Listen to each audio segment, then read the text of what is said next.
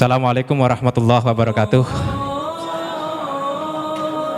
Yang kami hormati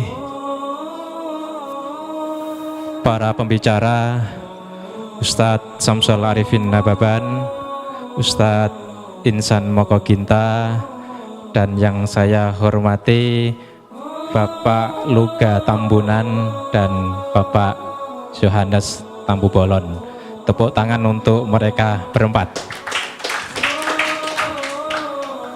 Acara ini adalah acara debat dengan tema Who is Jesus? Siapa sesungguhnya Yesus? Siapa sesungguhnya Isa? Agama Islam dan agama Kristen mengenal begitu dekat siapa sesungguhnya Yesus. Kepada Bapak Luga, monggo dipersilahkan. Siapakah Yesus? Jadi waktu Yesus berjalan di muka bumi, dia berjalan dengan 12 rasulnya. Banyak anggapan yang mengatakan karena di bangsa Israel itu masih banyak yang belum kenal Yesus. Ada yang berkata nabi, ada yang berkata rasul, ada yang berkata, bahkan ada yang mengatakan bahwa Yesus itu nabi palsu. Di Matius 16 waktu itu Yesus bertanya kepada orang-orang yang di sekeliling dia. Dia berkata, menurut kamu siapakah anak manusia itu? Yesus ngomong seperti itu. Siapakah anak manusia itu? Lalu jawab murid-muridnya, ada yang berkata nabi, ada yang berkata Elia, Yesus katanya gitu. Terus mereka menjawab lagi, ada yang berkata Musa atau salah seorang di antara para nabi. Saudara tahu bahwa jawaban dari mereka ini sebenarnya sudah mewakili jawaban dari semua agama. Tetapi pada saat Yesus mendengarkan jawaban mereka ini, Yesus tidak mengatakan, itu benar. Apa tadi? Nabi. Itu benar nabi. Yesus tidak mengatakan seperti itu. Dia tidak pernah mengatakan seperti itu. Dia jalan lagi. Menurut kamu siapakah anak manusia itu? Salah satu di antara para nabi. Dia lewat. Siapakah Yesus itu? Musa. Dia lewat juga. Karena jawaban ini adalah menentukan hidup yang kekal. Jawaban ini menentukan keselamatan yang kekal. Lalu Yesus bertanya kepada murid-muridnya yang 12 itu, menurut kamu siapakah aku ini? Dan kemuliaan Tuhan turun atas Petrus. Petrus menjawab, engkau adalah Mesias, anak Allah. Yesus langsung berkata begini, berbahagialah engkau Simon bin Yunus, karena bukan manusia yang mengatakan itu kepadamu, melainkan Bapakku yang di sorga. Dan saat itu juga Yesus mengatakan, mulai hari ini di atas batu karang ini aku akan mendirikan jemaatku, dan alam maut tidak akan menguasainya. Jadi banyak orang yang menjawab nabi. Di dunia ini banyak nabi utusan. Orang Yesus sendiri juga mengaku utusan kok. Yesus mengatakan aku diutus oleh Bapa. Nah kalau dia diutus kok dia Tuhan? Halo. Tetapi pada saat jawaban Petrus adalah jawaban yang diterima dengan dahsyat oleh Yesus, sampai Yesus membuat suatu perjanjian kekal, kepadamu kuberikan kunci kerajaan sorga dan alam maut tidak akan menguasainya. Kunci kerajaan sorga tidak diberikan kepada orang-orang yang menjawab nabi, utusan, rasul katanya.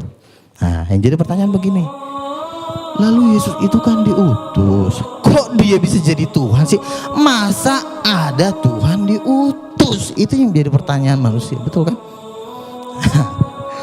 Jadi begini saudara-saudara, jadi saya debat di blog ediprayetnawordpress.com, pengunjungnya udah 150.000 dan komentator terbanyak berada di wall saya ya. Jadi saya berada di peringkat pertama.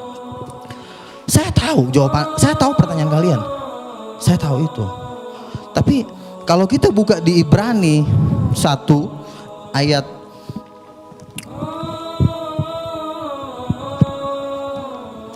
Ibrani 1 ayat yang kedua, saya bacakan dari sini. Maka pada zaman akhir ini ia telah berbicara kepada kita. Oh, ayat 1 sampai 2 ya, saya baca dari. Setelah pada zaman dahulu berulang kali dan dalam berbagai cara berbicara kepada nenek moyang kita dengan perantara nabi-nabi. Jadi dari dulu Tuhan sudah berbicara kepada manusia itu melalui perantara nabi-nabi. Terus maka pada zaman akhir, berarti ada season kedua nih. Habis zaman nabi-nabi baru ada season yang terakhir ya. Maka pada zaman akhir ia telah berbicara kepada kita dengan perantaraan anaknya yang telah ia tetapkan sebagai yang berhak menerima segala yang ada.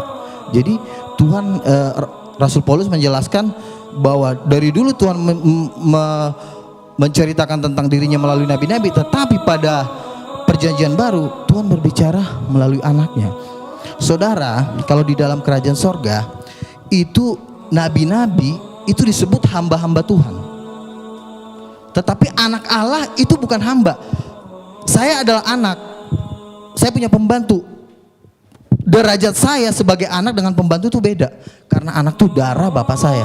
Jadi pengertian ini yang harus dimengerti. Jadi kalau waktu itu saya pernah debat dengan Dr. Saniumur, anak Allah itu artinya apa sih Pak? Anak Allah itu artinya orang yang disayang Tuhan, lalu langsung diterjemahkan menjadi nabi. Anak Allah tidak bisa langsung diterjemahkan dengan jadi nabi. Dasarnya apa? Karena Yesus mengatakan seperti ini. Pada waktu Yesus berjalan di muka bumi, dia memberikan suatu perintah kepada manusia. Aku diutus oleh Bapa. Benar ya, Yesus memang utusan.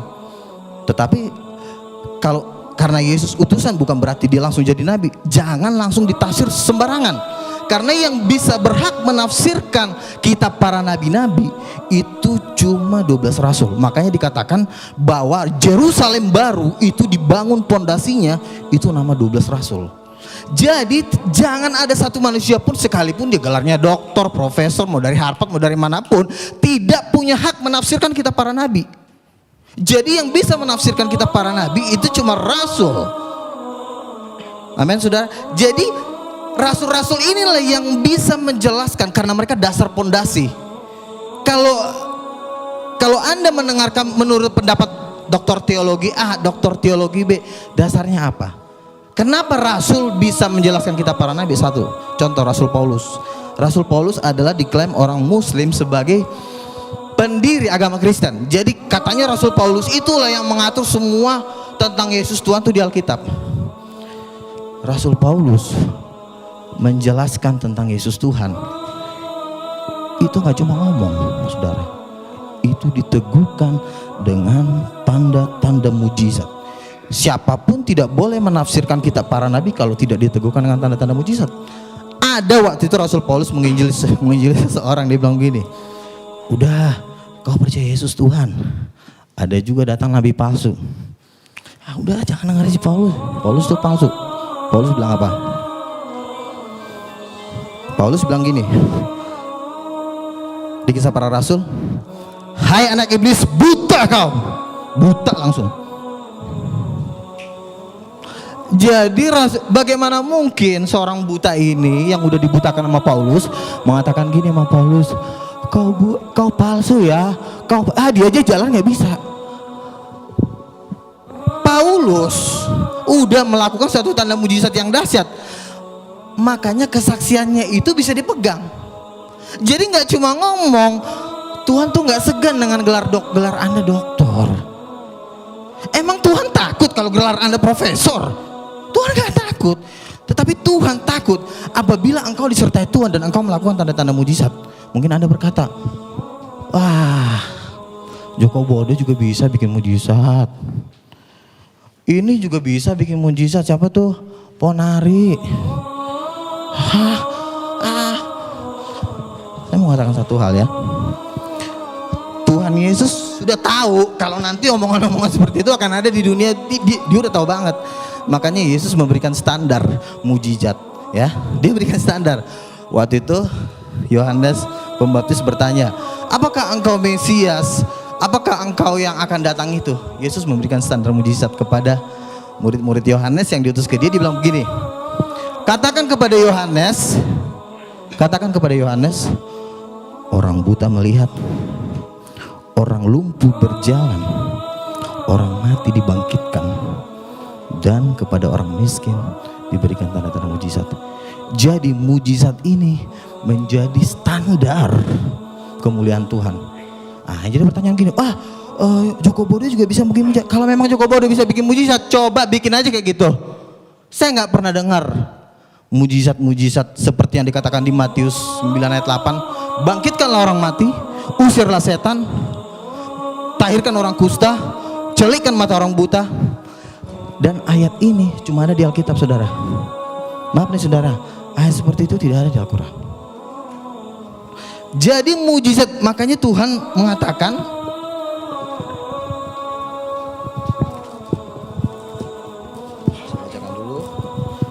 jadi pernyataan-pernyataan seseorang harus diteguhkan dengan tanda-tanda mujizat. Saya baca Kisah Para Rasul 14 ayat 3.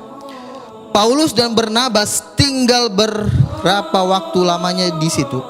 Mereka mengajar dengan berani karena mereka percaya kepada Tuhan, dan Tuhan menguatkan berita tentang kasih karunia-Nya dengan mengaruniakan kepada mereka kuasa untuk mengadakan tanda-tanda mujizat. Jadi tanda-tanda mujizat itu, lalu pernah saya debat di Facebook, dibilang begini, Pak Luga, mujizat kan itu kan ada kan cuma di zaman Nabi. Coba tunjukin ayatnya di mana mujizat cuma berhenti di zaman Nabi. Yoel 2:28 mengatakan bahwa pada hari-hari terakhir justru Tuhan lebih dahsyat lagi bikin mujizat. Bahkan dia bisa menurunkan api dari langit. Reinhard Bonnke mengadakan KKR di Afrika itu sampai 100 orang mati dibangkitkan. Orang buta melihat, orang lumpuh berjalan. Lalu ada satu orang lagi teman saya ngomong gini, ada namanya Paulus Tanker loh Pak Luga. Kenapa Paulus Tanker? Dia itu mantan pendeta. Oh gitu. Terus apa? Dia temannya Gilbert Lumenong. Terus kenapa? Katanya orang yang buta itu dibayar. Habis dibayar, disuruh maju ke depan, pas buta melihat, wih orang jadi histeris. Jadi itu dibayar katanya. Oh gitu, dibayar. Jadi siapa tadi namanya? Paulus Tanker. Oke. Kan firman Tuhan berkata, 2-3 orang saksi sah. Kalau memang itu dibayar, akan juga banyak cerita-cerita seperti Paulus Tanker di Nigeria, di Afrika, dan banyak terjadi pembayaran. Jadi tidak bisa satu orang kesaksian dijadikan menjadi satu landasan. Karena 4 tahun saya berdebat, dari tahun 2000 saya berdebat waktu itu dengan Pak Jahir, kan ketua lembaga kristologi. Dia bilang, wah itu mujizat palsu, itu cuma direkayasa. Tetapi apa yang terjadi? Di TV banyak terjadi mujizat Tuhan. Dan saya mau katakan terus terang dari hati nurani saya, belum pernah ada kiai bikin seperti itu. Sama juga di zaman Yesus. Di zaman Yesus itu banyak juga tukang-tukang sihir, tukang-tukang santet, tukang-tukang apa. Tetapi pada saat Yesus melakukan mujizat yang luar biasa, bangsa Israel mengatakan seperti ini, yang seperti ini belum pernah kita lihat di Israel. Jadi mujizat setan dengan mujizat Tuhan itu levelnya jauh. Kalau cuma batuk atau mungkin disayat terus hilang, itu kalau dijual nggak laku menurut saya. Tapi kalau orang buta melihat, orang lumpuh berjalan, orang mati dibangkitkan, dan mujizat-mujizat itulah yang meneguhkan kesaksian para rasul-rasul. Jadi Paulus ditentang di seluruh dunia. Siapa yang nentang? Pakar-pakar teologi ya, dokter-dokter. Coba lihat kehidupan mereka yang menentang Paulus. Siapa mereka? Mereka juga nggak jelas gitu loh. Kecuali mereka membuat tanda-tanda mujizat yang lebih dari Paulus. Dia membuat mujizat-mujizat yang 2 kali lipat lebih hebat dari Paulus, baru boleh dia ngomong. Tapi kalau cuma Paulus palsu, dasarnya apa? Itu ayatnya. Paulus sendiri mengatakan, oleh dustaku semua ini. Terus Paulus palsu apa? Paulus waktu nyanyi itu terjadi gempa bumi, dan orang yang dipenjara itu sampai mau bunuh diri. Itu terjadi gempa bumi. Mungkin orang mengatakan itu kan karangannya Paulus, bukan karangan Paulus. Kenapa? Karena sampai hari ini mujizat itu masih sampai hari ini tetap terjadi. Nah, jadi artinya kalau saudara Paulus Tanker mengatakan bahwa itu mujizat palsu, Tuhan kan bilang kita harus cerdik. Kita harus juga mengumpulkan saksi-saksi, bukan cuma Paulus Tanker. Kumpulin dulu dia 100 orang yang mempunyai kesaksian kayak Paulus Tanker, ada nggak? Ini kan cuma satu doang yang baru saya dengar. Jadi artinya kesaksian-kesaksian seperti ini tidak bisa dijadikan jadi dasar untuk melawan rasul-rasul.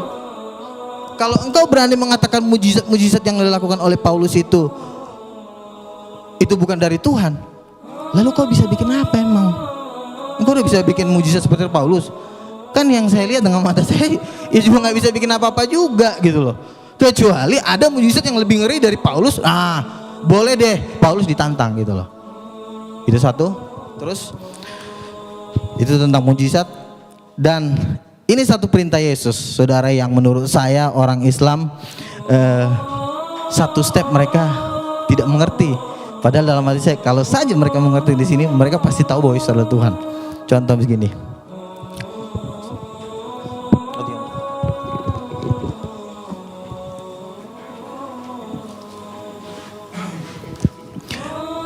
Yesus turun ke bumi, dia memberikan satu perintah. Perintahnya apa? Yesus berkata, percayalah kepada Allah, berdoalah kepada Allah. Orang Islam langsung amin, yes. Sama dong sama kita. Yesus aja juga menyuruh orang berdoa kepada Allah. Wah, yes. Kita percaya kepada Allah, sama. Buktinya Yesus menyuruh orang berdoa kepada Allah. Berarti dia bukan Tuhan. Salah. Masih ada sambungannya. Inilah yang kalian gak pernah pelajarin. Apa? Yesus mengatakan seperti ini. Berdoalah kepada Allah. Terus sambungannya apa? Ada yang tahu nggak? Ada yang tahu nggak? Berarti nggak pernah baca Alkitab. Ayo, ada yang tahu nggak? Wah, katanya ini pakar-pakar kristologi semua nih. Katanya, wah, berdoalah kepada Allah. Sambungannya apa? Kan orang Muslim kan mengatakan gini, berdoalah kepada. Oh iya, sama. Kita disuruh percaya sama Allah. Terus itu masih ada sambungannya. Orang Islam nggak mau. Enggak. Percaya kepada Allah. Cukup. Menyembah Allah aja. Allahu Akbar. Kata Yesus, belum selesai. Enggak. Cuma itu aja. Yang penting berdoa kepada Allah. Belum selesai, kata Yesus. Dan apa yang terjadi di hari penghakiman?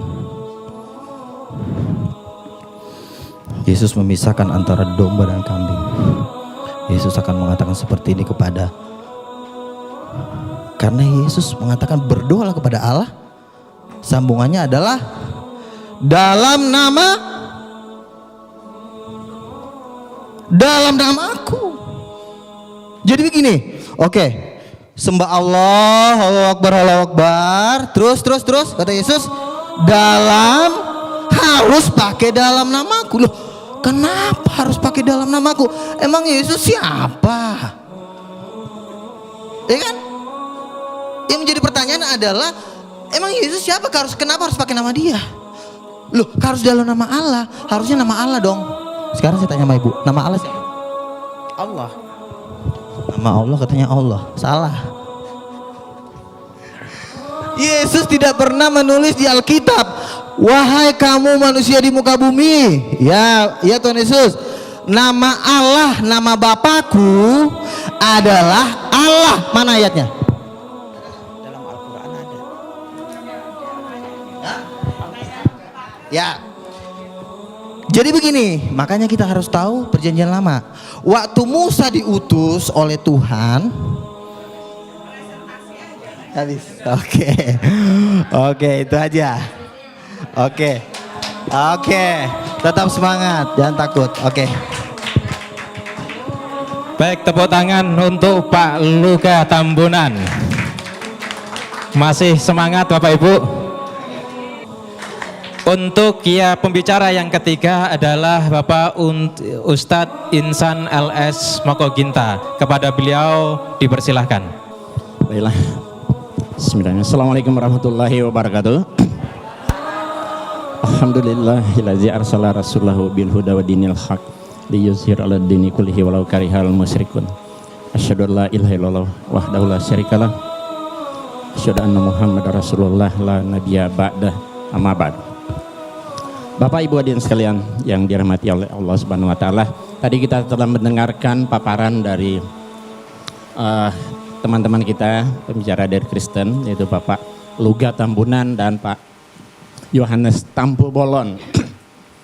Sebenarnya tema ini bukan hanya who is Jesus, masih ada sambungannya ya. Tema yang sudah kami sepakati saya dengan Pak Luga, who is Jesus? God or prophet. Maksudnya Tuhan atau nabi ya, gitu Pak ya. Jadi siapakah Yesus, Tuhan atau nabi? Nah, tadi kedua pembicara telah mempresentasikan tentang Yesus sebagai Tuhan dengan segala kelebihannya. Tapi untuk membantahnya nanti sebentar saja. Saya akan mempresentasikan dan membuktikan bahwa Yesus itu benar-benar nabi, bukan Tuhan, berdasarkan Alkitab. Setelah saya akan menggunakan Alkitab atau Bible untuk membuktikan bahwa Yesus itu nabi, bukan Tuhan, ya. Baik, kita lihat sini. Siapa yang paling tepat menjelaskan status Yesus Tuhan atau nabi dalam Alkitab atau Bible? Siapa yang paling pas? Ya, tentu saja jawabannya Allah, Yesus, dan mereka yang hidup sejaman dengan Yesus. Tentu kesaksian Allah dan Yesus itu paling kuat, ya kan? Kemudian kesaksian dari orang-orang yang hidup sejaman dengan Yesus. Nah, saya akan memulai dari kesaksian yang paling rendah, orang-orang yang hidup sejaman dengan Yesus, karena mereka lah yang bergaul langsung dengan Yesus. Ya, beda dengan Pak Luga dan Pak Yohanes hidup 2000 tahun kemudian. Ya, tentu kesaksian orang yang bergaul dengan Yesus, yang berbicara langsung dengan beliau, mereka paling tahu siapa Yesus. Baik, kita lihat kesaksian orang yang hidup sejaman dengan Yesus mengatakan siapa Yesus itu pada saat itu. Matius 21 ayat 11. Dan orang banyak itu menyahut, inilah Nabi Yesus dari Nazaret di Galilea. Itu kan tertulis di Injil. Saya akan 100% menggunakan Bible. Inilah Nabi Yesus dari Nazaret di Galilea. Markus 14 ayat 65. Lalu mulailah beberapa orang meludahi dia dan menutupi mukanya dan meninjunya sambil berkata kepadanya, hai Nabi, cobalah terka. Malah para pengawal pun memukul dia. Jadi mereka yang hidup sejaman Yesus mengatakan Yesus Nabi. Nabi Yesus, ya. Tapi orang Kristen tidak mau mengatakan Nabi Yesus. Kalau Nabi Isa, Nabi Isa. Kalau Yesus Tuhan Yesus katanya. Tapi kalau kami dalam Islam ya Nabi Isa. Berarti Yesus itu Nabi. Nah, selanjutnya kita lihat banyak ayat-ayat yang berbicara seperti ini. Katanya kepada mereka, apakah itu? Jawab mereka, apa yang terjadi dengan Yesus orang Nazaret? Dia adalah seorang nabi. Yohanes 7 ayat 40, berapa orang di antara orang banyak yang mendengarkan perkataan-perkataan itu berkata, dia ini benar-benar seorang nabi. Ya, ia adalah seorang nabi. Jadi, mau diulang yang tadi? Enggak, langsung ya. Jadi, tadi kesaksian orang yang hidup sejaman dengan Yesus, mengatakan Yesus itu adalah nabi. Saya lebih percaya kepada orang yang bergaul dan hidup sejaman dengan Yesus ketimbang orang yang hidup 2000 tahun kemudian. Kemudian Yesus sendiri yang memberi kesaksian. Ini derajat lebih tinggi karena Yesus sendiri yang memberi kesaksian. Injil itu ada 4, Matius, Markus, Lukas, dan Yohanes. Ternyata keempat Injil semua Yesus mengaku dengan jujur dan polos dia itu nabi. Lalu mereka kecewa dan menolak dia. Maka Yesus berkata kepada mereka, titik 2 koma pembuka. Berarti ini ucapan Yesus kan? Seorang nabi dihormati di mana-mana kecuali di tempat asalnya dan di rumah. Jadi Yesus sendiri yang memberi kesaksian dia itu nabi. Injil Markus, maka Yesus berkata kepada mereka, seorang nabi dihormati di mana. Injil Lukas, nabi. Injil Yohanes, nabi. Ini ucapan Yesus sendiri loh, ya kan?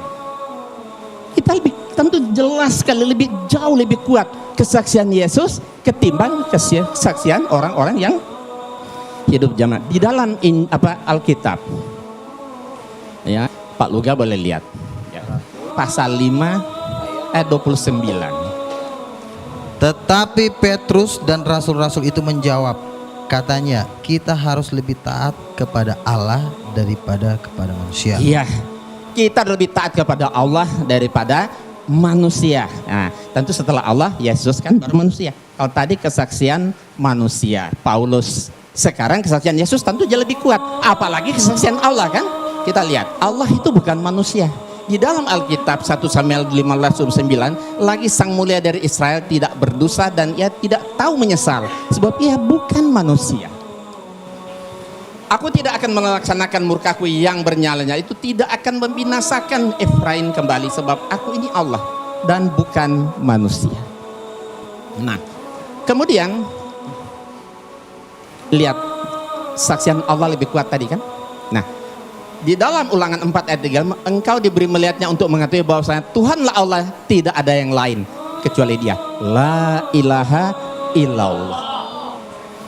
Ulangan 4:39, sebab itu ketahuilah pada hari ini dan camkanlah bahwa Tuhanlah Allah yang di langit, di atas dan di bumi dan di bawah, tidak ada yang lain. La ilaha illallah. Kemudian Ulangan 6 ayat 4, dengarlah hai orang Israel, Tuhan itu Allah kita, Tuhan itu Esa.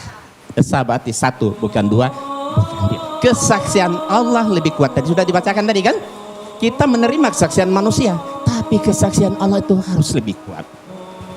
Jadi kesaksian Pak Luga dan Pak Yohanes kita bisa terima, tapi kesaksian Yesus dan Allah pasti lebih kuat. Kita lihat ini, tidak ada Allah kecuali aku. Yesaya ya, bahwa aku tetap Dia, akulah Tuhan dan tidak ada juru selamat selain daripada aku. Ya, akulah Allah, juga seterusnya aku tetap Dia. Jadi Allah tetap Allah, nggak akan pernah berubah menjadi manusia. Kemudian kita lihat banyak, akulah Tuhan dan tidak ada yang lain. Tidak ada yang lain di luar aku. Akulah Tuhan dan tidak ada yang lain. Akulah Tuhan dan tidak ada yang lain. Ya, akulah Tuhan yang terdahulu dan akulah yang terkemudian. Tidak ada yang lain selain daripada aku. La ilaha illallah. Inilah sebenarnya ajaran tauhid yang ada dalam Alkitab, tapi sayang saudara-saudara kita tidak mengamalkan. Kalau mereka amalkan, beda mereka dengan kita tipis sekali.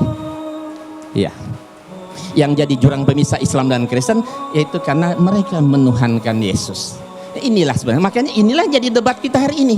Ya, kita akan lihat mana sebenarnya sih yang benar. Yesus itu sebenarnya Tuhan atau Nabi. Oke, biarlah Yesus sendiri yang memberi kesaksian. Ya, sebab itu, sebab aku berkata-kata bukan dari diriku sendiri, tapi Bapa yang mengutus aku. Berarti Dia utusan. Kau utusan kan Nabi kan? Menyembah Tuhan. Nah, ini kata Yesus. Yesus berkata kepada iblis, "Dengarlah iblis." Ketika iblis menggoda Yesus, ya, di atas satu gunung yang tinggi, iblis berkata kepada Yesus, "Semua kerajaan dunia ini akan aku berikan kepadamu asal engkau mau sujud menyembah aku," kata iblis. Terus Yesus marah, diusir iblis itu. "Nyala iblis, sebab ada tertulis, engkau harus menyembah Allah Tuhanmu dan hanya kepada Dia saja engkau berbakti ya Tuhan." Jadi menyembah itu hanya kepada Allah yang disembah oleh Yesus. Tidak mengatakan, "Nyala iblis, sebab ada tertulis engkau harus menyembah aku karena aku ini Tuhan atau Allah." Engkau harus menyembah kepada Tuhan Allahmu dan hanya kepada Dia. Jadi menyembah itu hanya kepada Allah yang disembah oleh Yesus. Tidak mengatakan, "Nyala iblis, sebab ada tertulis engkau harus menyembah aku karena aku ini Tuhan atau Allah." Engkau harus menyembah kepada Tuhan Allahmu dan hanya kepada Dia. Nah, ini ketika Yesus berdiskusi dengan orang Saduki, ahli Taurat, seorang ahli Taurat yang mendengar Yesus dan orang-orang Saduki sedang bersoal jawab, dan Yesus memberi jawab yang tepat dan datang kepadanya bertanya. Orang Saduki bertanya kepada Yesus, "Hukum mana yang paling utama?" Jawab Yesus, "Hukum yang terutama, dengarlah hai orang Israel, Tuhan itu Allah kita. Tuhan itu esa. Tuhan itu Allah kita," kata Yesus, berarti termasuk Allah Dia kan? Tuhan itu Allah kita, Tuhan itu esa. Esa berarti satu, bukan dua, bukan tiga. Terus apa yang diucapkan oleh Yesus dibenarkan oleh ahli Taurat. Dia sedang berhadapan muka dengan Yesus saat itu. Apa kata dia? "Tepat sekali guru." Bukan Tuhan kan? "Tepat sekali guru. Benar katamu itu bahwa Dia esa dan bahwa tidak ada yang lain kecuali Dia. La ilaha illallah." Jadi kesaksian ahli Taurat ini lebih dapat dibenarkan karena dia berhadapan langsung, sedang berdiskusi langsung dengan Yesus. ketimbang pendeta atau orang-orang yang hidup di zaman saat ini. Kemudian, inilah hidup yang kekal itu, bahwa mereka mengenal Engkau satu-satunya Allah yang benar dan mengenal Yesus Kristus yang telah Engkau utus. Inilah sebenarnya syahadatain bagi umat Kristiani yang diajarkan oleh Yesus. Dua pengakuan syahadat. Pertama, mengatakan Allah satu-satunya dan Yesus hanya utusan. Asyhadu alla ilaha illallah wa asyhadu anna Isa Rasulullah. Kata Yesus, iya, inilah hidup yang kekal, itu bahwa mereka mengenal Engkau Allah, maksudnya satu-satunya Allah yang benar, dan mengenal Yesus Kristus yang telah Engkau utus. Berarti dia hanya seorang utusan berarti nabi. Dan segala firman yang Engkau sampaikan kepadaku telah Kusampaikan kepada mereka, dan mereka menerima, sebab mereka benar-benar tahu bahwa Aku datang daripadamu, dan mereka percaya bahwa Engkaulah yang telah mengutus Aku. Jelas sekali Yesus mengaku dengan jujuran, Paulus, Engkau yang mengutus Aku. Berarti dia hanya seorang utusan, nabi, bukan Tuhan. Dan jikalau Aku menghakimi, maka penghakimanku itu benar, sebab Aku tidak seorang diri, tapi Aku bersama Dia yang mengutus Aku. Allah yang mengutus. Berarti Yesus seorang utusan, seorang nabi Allah, bukan Tuhan. Banyak sekali. Nah, ini menarik. Saya terjemahkan ke dalam berbagai bahasa. Ada bahasa Jawa, ada bahasa Sunda, ada bahasa Batak, ada bahasa Padang. Ini ucapan Yesus ya. Ini Yesus sendiri berkata, Aku tidak dapat berbuat apa-apa dari diriku sendiri. Aku menghakimi sesuai dengan yang apa aku dengar, dan penghakimanku adil. Sebab aku tidak menuruti kehendakku sendiri, melainkan kehendak Dia yang mengutus aku. Aku orang bisa nindake apa-apa sakader karep kuder. Aku nggak bisa. Ya kan? Ini bahasa Sunda. Ya. Jadi kalau Yesus itu Tuhan, tidak mungkin masa ada Tuhan nggak bisa berbuat apa-apa. Masa ada Tuhan yang nggak bisa menuruti kehendaknya sendiri. Kenapa dia nggak bisa? Karena dia bukan Tuhan, dia cuma nabi, dia hanya seorang utusan Tuhan. Wajar, ya kan? Nah, nih bahasa Toba. Nah ini barangkali orang Batak, pembicara kita di tiga depan ini Batak. Nah mungkin bisa dilihat ini, ya, Batak Toba. Artinya sama seperti tadi. Ini ada orang Padang, Ambo indak dape, doh mampa buat. Aku nggak bisa berbuat apa-apa. Ya enggak mungkin ada Tuhan dan enggak bisa berbuat apa-apa dong. Ya kalau menempatkan Yesus jadi Tuhan, jadi lemah ini kan. Kenapa Yesus enggak bisa? Karena dia bukan Tuhan, dia hanya seorang nabi, utusan Allah, Rasulullah. Nah baik, kita lihat ini ya. Sudah kita perhatikan artinya tadi. Nah sekarang kita lihat. Setiap yang tidak bisa berbuat apa-apa atas dirinya sendiri pasti bukan Tuhan. Yesus tidak bisa berbuat apa-apa atas dirinya sendiri, berarti Yesus bukan Tuhan. Setiap yang tidak bisa menuruti kehendaknya sendiri berarti pasti bukan Tuhan. Yesus tidak bisa menuruti kehendaknya sendiri, berarti Yesus bukan Tuhan. Setiap yang mengaku diutus oleh Tuhan pasti bukan Tuhan. Yesus mengaku diutus oleh Tuhan, berarti Yesus bukan Tuhan. Mudah kan? Nah, jadi kesimpulannya Yesus bukan Tuhan, tapi dia seorang nabi. Terakhir, satu lagi. Yesus sangat ketakutan kepada malaikat. Ya, di sini kita bisa lihat ini ayat Bible. Kita bukan merendahkan Yesus, tapi mendudukkan Yesus pada posisinya yang benar. Ya. Kalau Yesus itu Tuhan, masa ada Tuhan takut sama malaikat? Tentu nggak wajar kan? Tapi kalau dia nabi, wajar. Maka seorang malaikat dari langit menampakkan diri kepada Yesus, ya, untuk memberi kekuatan kepadanya. Ya, Yesus sangat ketakutan dan semakin bersungguh-sungguh berdoa. Peluhnya bagaikan keringat darah yang bertetesan ke tanah. Perhatikan, Yesus ketakutan kepada malaikat. Nah, kita lihat di sini Injil bahasa Sunda dan Jawa. Ya, silakan baca yang orang Jawa sama orang Sunda. Injil bahasa Batak. Ini bahasa Padang. Ada nggak orang Padang sini? Ada. Oke, kita lihat. Jadi kesimpulannya, setiap yang menerima kekuatan dari malaikat Tuhan pasti bukan Tuhan. Yesus menerima kekuatan dari malaikat Tuhan, berarti Yesus bukan Tuhan. Setiap yang ketakutan kepada malaikat Tuhan, pada malaikat pasti bukan Tuhan. Yesus ketakutan kepada malaikat, berarti Yesus bukan Tuhan. Setiap yang bersungguh-sungguh berdoa kepada Allah, pada Tuhan, pasti bukan Tuhan. Yesus bersungguh-sungguh berdoa kepada Tuhan, berarti Yesus bukan Tuhan. Setiap yang mengeluarkan seperti keringat darah saking takutnya kepada malaikat, pasti bukan Tuhan. Yesus mengeluarkan seperti keringat darah saking takutnya kepada Tuhan, berarti Yesus bukan Tuhan.